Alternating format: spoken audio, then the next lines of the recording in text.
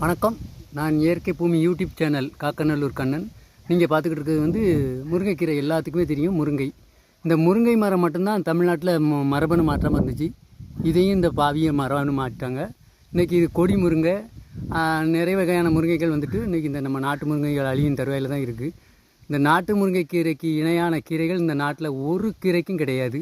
இன்றைக்கி தண்டங்கீரை, அரைக்கீரை, பலவிதமான நூற்றுக்கணக்கான கீரைகள் தமிழ்நாட்டில் இருக்குது.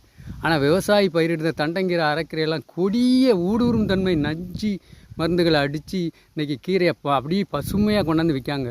இதெல்லாம் நம்ம குழந்தைகளுக்கு கொடுத்தா கேன்சரு, புற்றுநோய், இளம்பிள்ளவாதம், இந்த மாதிரி கொடிய நோய்கள்லாம் வர்றதுக்கு இந்த கீரை வகைகள்லாம் இன்றைக்கி அதிக கொடிய மருந்து அடித்து ஒரு ஓட்டை கூட இல்லை. அதாவது கீரை வகையில் ஓட்டை இருக்கணும்.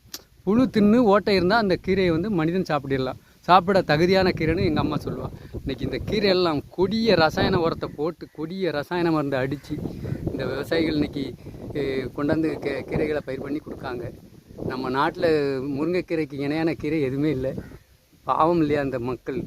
இந்த மாதிரிக்க கொடிய ரசாயன மருந்தை தயாரித்து இந்த கீரை வகையிலேருந்து இந்த நாடு பூராமே ரசாயன மருந்தை தெளித்து இந்த கீரை வகைகள், காய்கறி எல்லாமே நாசமாக்கிட்டேன். இந்த பாவம்லாம் உங்களுக்கு ஒரு நாளும் சும்மா விடாது. நீங்கள் தயாரிக்கிங்க, பார்ப்போம். மீண்டும் சந்திப்போம். நன்றி, வணக்கம்.